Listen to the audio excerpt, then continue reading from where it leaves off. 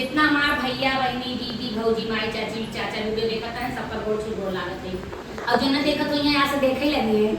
और आप सब समाज जोड़ देखो इस बात एक ही गाना सुनते और भैया देखो एक ही गाना लेके आई है कि जने अपने दिल पे न ले हैं चुगल खोरन का गाना है जैसे बम्बई में चुगल खोर है और गाँवों में है तो चुगल खोरन ऊपर गाना बाटे आप क्यों जने जितना चुगल खोर देंगे क्यों जने अपने पे न लेंगे तो गाना बाटे गाना है भैया हंसी मजाक का गाना है जो सीरियस होना लेंगे हाँ भौजी की सेवा ले वैसे का उखाड़ ले चुगला मारी जाए जवन झगड़ा लगावे चुगला